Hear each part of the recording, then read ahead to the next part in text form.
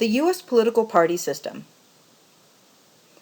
There are 4 characteristics of the U.S. party system which we want to cover here. First, the U.S. party system is predominantly a two-party system. Secondly, it tends toward ideological moderation. Third, it has a decentralized party organizations. And fourth, its parties in government are undisciplined. Let's look at each of these individually. Why is it that we tend, as a U.S. party system, to be a predominantly two-party system? Well, for a couple of reasons. First, because we have single-member district electoral systems. What does that have to do with making us more of a two-party system? Well, we have a winner-take-all system. That means that, say, for example, you're voting for President of the United States in California, and you cast your vote for the Democratic candidate, along with, 55% of the other folks in the state. And so you have 55% voting Democratic. And then you had, a good hefty percentage, 5-7% voting for Green Party and other smaller parties. And then you have the remainder voting for the Republican Party. As you know, as well as I do from studying the Electoral College, what happens is that all of the Electoral Party votes from California are going to go to whoever the winner is. And so the winner in that state is going to be the Democrat, and the Democratic candidate will then take all of the electoral votes from that state, and the other ones kind of just get lost and float away in terms of the Electoral College. So a lot of people, when they're thinking about where do I put my vote, they think about, well, let's see, if I vote for a third-party candidate, will I just be throwing my vote away because there's no way they're going to get the majority, and so it'll be like I didn't even vote at all. Secondly, we have state election laws, which actually make it difficult to gain ballot access in different states for a third party. Certain candidates are going to have to gain a certain number of signatures to get onto the ballot, and so this is where the petitioners have to run around and try to get people to sign up to allow someone to be on the ballot who hasn't been on there before with a certain party. And some states have laws where parties have to have earned a minimum percentage of votes in a previous election, or else they can't conduct a primary at all in that state. So you can imagine a new party trying to start up, getting together, and wanting to put their folks on the ballot, but because they haven't had a previous election, or maybe because they were just getting off the ground in a previous election and didn't have the minimum percentage of votes, they're not allowed to conduct a primary. Thirdly, we have federal election laws, which pose some similar problems. Third-party candidates can't claim federal campaign funds until the election is over. So elections can be very expensive. And oftentimes, if you're going to rely on federal campaign funds, you're going to need some money up front in order to run your campaign. Now, this is not really a problem for the bigger parties who have a lot of money coming in, have a strong donor base, have a strong electioneering mechanism that goes out there and works for these types of things. But if you're a small party and you don't have all of those resources, this can be a huge problem. And you also could have the problem that your funding is going to be limited by the percentage of past and current votes received. So 5% plus of the national vote is the bottom that you're going to have to get in order to be eligible at all for these federal campaign funds. And this can be very difficult for third parties to come up with, particularly if they're the smaller ones or they're a faction which doesn't necessarily have a whole lot of popularity. And this is where we get 2 different ideas that I want to kind of throw in there to make sure you understand where they are. Splinter parties are parties which break off from an existing party. And this is where a lot of third parties actually come from. And so you have, for example, the Republican Party. And the Republican Party, remember how we were talking about there are a bunch of different factions within the Republican Party, different groups that come together with different ideas, but all kind of in the same stream. Well, say one of those factions doesn't like what's going on and thinks that the Republican Party isn't doing that great a job. They can actually splinter off. And so we see this with, for example, some parts of the Tea Party. They've decided that they are not happy with the Republican leadership, and they are going to splinter off and create their own party based on the faction, the group, which had different ideas which were not being prevailing within the normal party platform or strategy. A spoiler is when a third-party candidate changes the results of an election. And this is kind of the second fear when, I was saying that folks get worried that their vote is going to be thrown away in the winner-take-all system, where they're also afraid that, well, geez, maybe if I vote for the Democratic candidate, if I vote for the Democratic candidate might win, but if I vote for, say, Ralph Nader, I would normally be more in line with the Democratic candidates, but I might take votes away from the Democratic candidate and give them to someone like Ralph Nader, who has more leanings that are in line with the Democratic Party, but takes away some of that electorate to other ideas. And so a spoiler would be someone like, for example, Ralph Nader in the presidential campaign, who, it was said, took votes away from the Democratic Party, allowing for a Republican Party victory. Second characteristic is ideological moderation. Two big words here stuffed together. Ideology, what do you basically believe? What are the precepts of what you're trying to put out there? Moderation, being toward the middle. This is where you have major policy areas reflecting public opinion. So you have Democrats supporting Social Security, even though they're generally the type who, if you kind of look at their platform or what they're known for, it's shrinking government, but they're going to support a heavy spending measure like Social Security. And Democrats are involved in the war on terror, even though supposedly they have more of an anti-war or spending for war stance. But public opinion said, hey, we happen to like Social Security. It's a very popular program. And hey, the war on terror, when, especially when it started, was very popular. It was something that the people wanted. And so the major policy areas are going to reflect that because that's where the voters are. Secondly, we have dual goals of keeping the party base and wooing the general electorate. Now, this is hard to do. It's a balancing act. It's a balancing act, and actually I have another slide on that, so let's talk about that in a second, so hold on to that. But we also want to appeal to the 40% of independent voters who tend to be more moderate. So what is... You have this figure in your book. You may want to take a look at it. But this is what we're talking about when we're talking about the pull towards modernization. So see those two poles? There's kind of a gray one on the left for the Democratic candidate and a black one on the right for the Republican candidate. That's where their positions are. In the middle, in the first chart here, you have the big bell curve which shows where most people are, the general electorate. So this is where you're going to find most of those independent voters. This is where you're going to find, your vast percentage of Republicans and Democrats are kind of going to be what's called in the middle. Now, the second chart that you see down there, the pull towards extremism, you see the two separate little bell curves in the extremes, and these are where the Democratic Party activists and the Republican Party activists and elites are. These are the ones who really have ideas that are farther out from the moderate view. So the ultra-conservative Republicans, the ultra-liberal Democrats are going to be on either polar side. Now, here's the problem. Those party activists and elites, those folks tend to be your base. They're the ones who are going to contribute the most money. They're the ones who are going to pound the pavement for you. They're the ones who are going to be involved in party activities. And so you want to keep those people happy. You want to make sure that you're, as a candidate, those two poles in the middle, as the candidates, you want to make sure that you don't offend these people because they're really a big part of your campaign and a big part of getting you elected. But at the same time, you have this whole group in the middle who maybe they don't do as much, but they have mass because they have votes. And there are more of them, and more votes means more likely victory. So there's this balancing act that goes on between the party activists and elites and the general electorate, in that you have to keep everybody happy. You have to be kind of out there enough and aligned enough with the ultras in order to keep the base happy, but at the same time, you have to be moderate enough so that the general electorate sees you as sane. And this is not normally the easiest thing to do, but it's definitely something the candidates have to walk toward, and that's probably why you see candidates who are up there and you say, well, that's kind of odd. I see the Republican, I see the Democrat, but I don't really see the difference. And it's because of this constant pull toward moderation.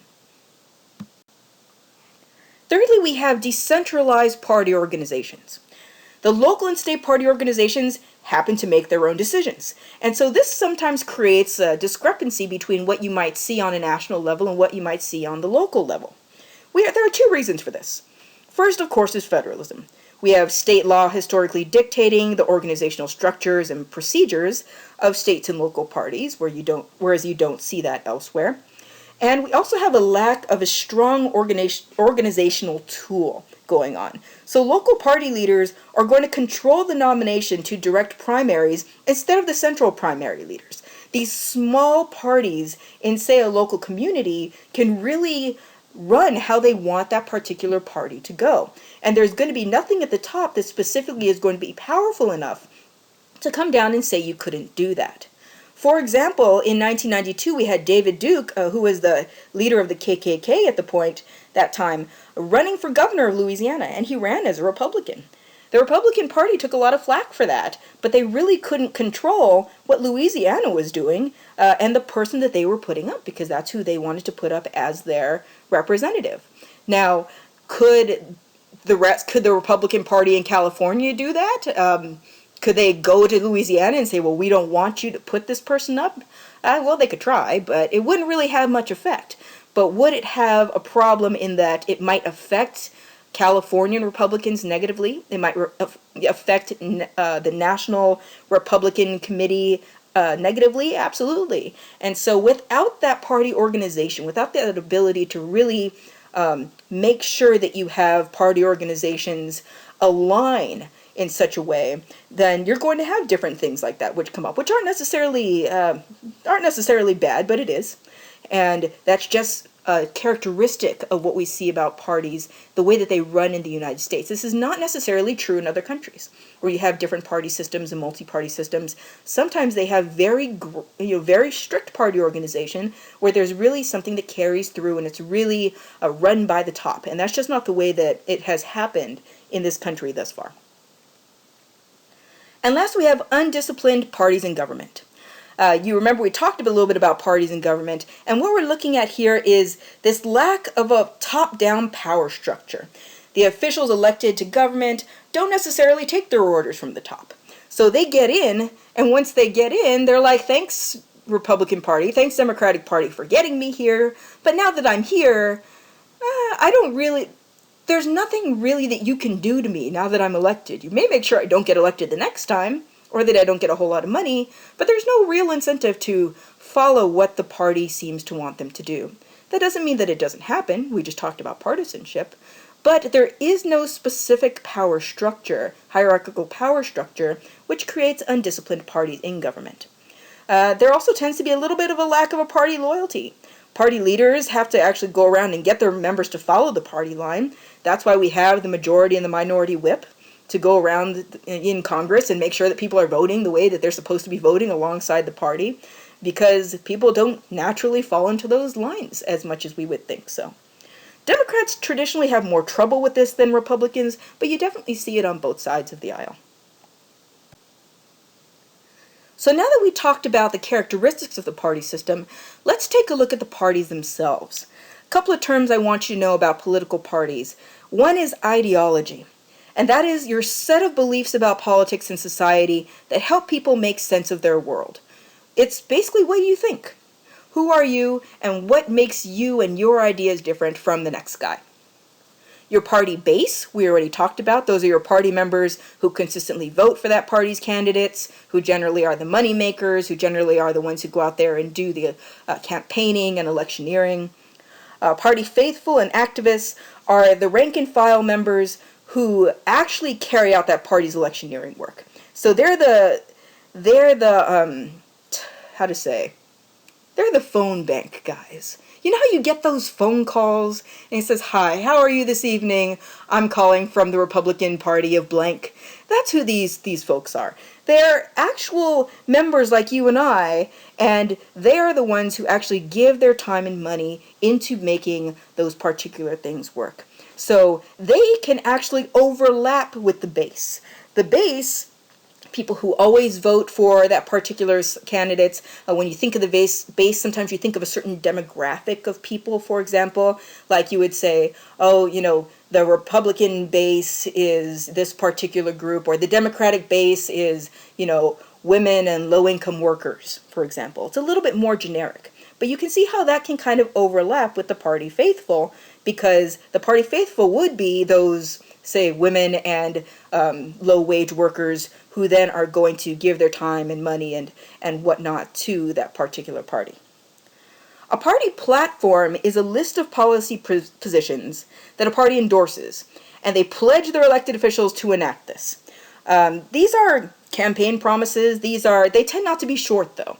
They're these very long documents that lay out exactly what the political party thinks about different issues. And it's very important to read, especially if you're going to identify yourself with a party, or if you are going to choose between parties, just to know exactly what they stand for. Oh, and I should say, and especially if you're going to run as part of a party, knowing exactly what they stand for on different issues could get you out of hot water so that you're not expressing, making sure that you're not expressing a view that's contrary to what your party thinks. Or better yet, make sure you don't join up with a party that has views that are polar opposite to what you believe in. So what do the different parties stand for? Well, there are a couple of things that they can all agree on. A lot of things they don't. But something they all agree on, everyone supports the Bill of Rights and the Constitution. I have not seen a party yet who has said, scrap the U.S. Constitution, it's not doing us any good. Also, they tend to like the institutions that we have. Yeah, presidency, Congress, the courts, keep all of those. Those are great things. Secondly, the capitalist free enterprise system, that generally tends to be another mainstay. We like kind of buying and selling goods. And then lastly, basic government policies, like Social Security and the Federal Reserve. We may differ on how much we like them and how much money they should get, but the idea that government should have something to do with these basic government policies is generally something that you have going on. So first, let's take a look at the Democratic Party. The Democrats, definitely one of the two big parties in the two-party system. You're looking at a liberal ideology where they encourage government action to solve economic and social problems. So get in their party, make sure that government actually goes and fixes the problems of its people. If there are people who don't have enough money for housing, then there should be programs that assist them in finding affordable housing. If there are social problems, there is a lot of crime in a neighborhood, then it should be government's job to step in and provide solutions to those problems. However, it is not government's job to get into your personal, religious, or moral life. Government must stay out of those things and not bother you when you're trying to live your personal, religious, or moral life, except when protecting basic rights. And your basic rights generally involve the ability of the government to stay out of your personal, religious, and moral life. The base tends to be working class and lower class voters. We look at union members, women, minorities, the elderly, and urban dwellers. And really, we're also looking at, minorities tending to be more of the lower income minorities, especially since we're having more of an influx of a more affluent minority base that's coming in for different parties. So think about this as kind of the lower class minority, lower class voter population. That's who they really say their power base is coming from. Here are a couple of famous Democrats you might know. We've got Gavin Newsom of San Francisco and Jerry Brown there at the bottom. And then we have Hillary Clinton to the right. Next we have the Republican Party, the grand old party.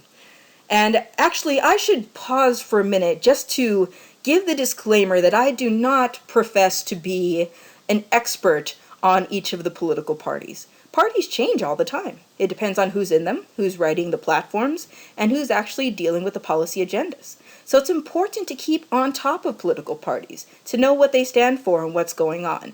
This is what they've stood for the last time I've looked at their websites and read their platform. However, they could be changing them today. And so it's important to keep a hold of those things and know if they still stand for what you thought they stood for when you first decided to identify yourself.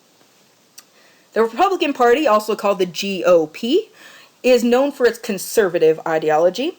It looks to government to provide social and moral order. So instead of getting in there and kind of doing, it's more like being the bigger. and in government and being kind of the bigger presence. It demands that the economy remain as free as possible in the distribution of material resources. So government's job is to get in there, be the big presence, and provide order and guidance, but really not to get into the economy and fix things or change things or get into people's everyday lives. That's not something that they really are wanting to do. They want to keep out of people's daily lives, keep out of the way that things run generally, and just make sure that there's a general sort of order. Their base tends to be upper class and middle class white voters, evangelical and Protestant Christians, and suburban dwellers. And as we spoke of earlier, they tend to have a couple of different factions at any given time, which have different bases which attach to them. The Republican Party is the second of our two-party system. And so generally when you're talking about parties, when you hear debates and you see things going on that are going to compare parties, you're looking at the Democrats and you're looking at the Republicans. And they make up our United States two-party system. Here are just a couple of famous Republicans for you. We had Mr. Schwarzenegger, Mr. Steele, and Mr. McCain. Which brings us to the question, what about third parties? I know I just got finished telling you that we have a primarily two-party system, but this is where the word primarily comes in, because there actually are third parties in the United States. And it kind of boggles our mind to think of the fact that in other parts of the world, it's not a two-party system thing. They've got multiple parties, 4, 5, 6 parties going on in different countries, and that's the normal. With us, a third party coming up is almost a taboo. It's almost kind of something unexpected that shouldn't be there. But we want to talk about them a little bit because they are there, and they're gaining ground, particularly in the local and smaller elections, but really growing up through our higher offices, particularly because of those independent voters. So first we have the Green Party. Green Party, and these are taken directly from their website. So participatory democracy is what they want. They're rooted in community practice at the grassroots level and informing every level from the local to the international. They are interested in social justice and equal opportunity, emphasizing personal and social responsibility, accountability, and in informing ethic of nonviolence. And thirdly, interest in ecological and economic sustainability, balancing the interests of a regulated market economy and community-based economics with effective care for the great economy in which we're embedded, the ecosystems of the earth, hence the green part. The Green Party, as I mentioned, definitely gaining ground. We have several smaller offices.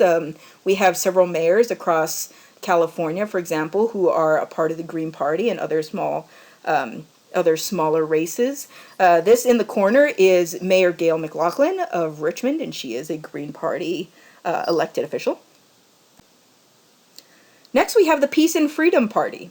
The Peace and Freedom Party states they are committed to socialism, democracy, ecology, feminism, and racial equality.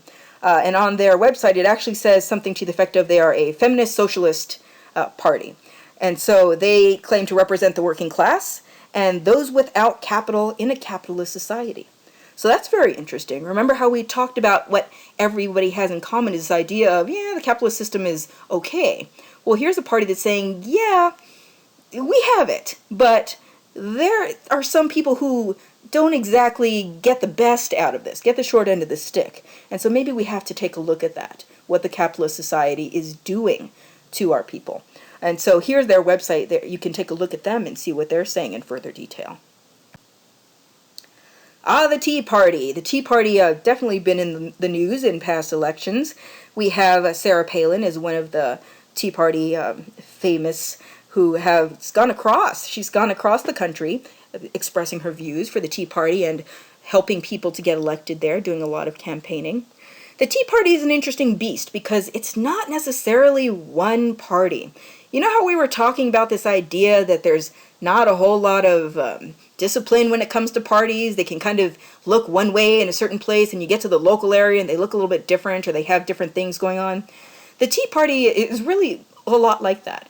And you have, in fact, the Tea Party has its Republican members who call themselves the Republican Tea Party, who are a faction of the Republican Party still.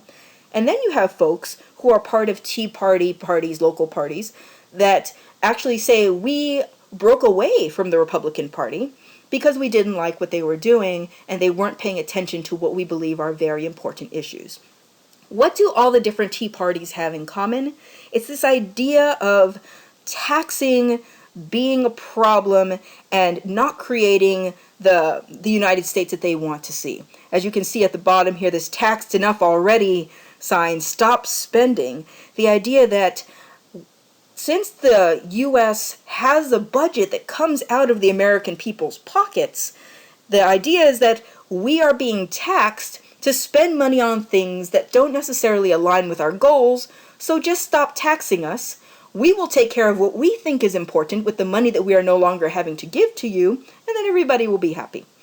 So tax enough already, stop the spending, the great big government spending on different government programs, and instead allow people to do with their money what they will in order to take care of themselves and their families. Next we have the Libertarian Party. Libertarian Party stands for smaller government, less taxes, and more freedom. So they are the only political organization, they say, which represents you as a unique and competent individual. That's interesting. I'm not exactly sure what that means, but go to their website and read on more and figure out what that is. But the idea of shrinking government, less taxes, having people have the ability to make choices on their own instead of having the government make choices for them is really the libertarian standpoint. Up in the corner here we have John Inks. He's on the Mountain View City Council, and he's a member of the Libertarian Party.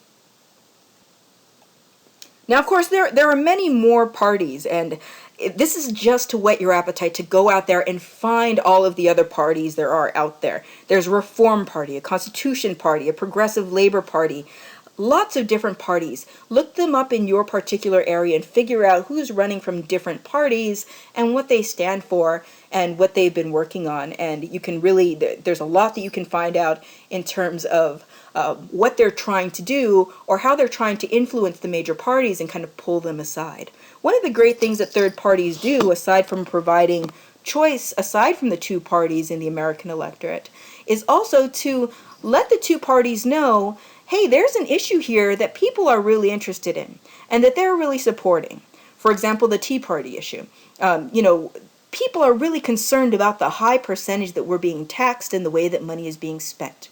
And if you don't pay attention to us as elected officials in these big two parties, then voters are going to start to come to the third parties.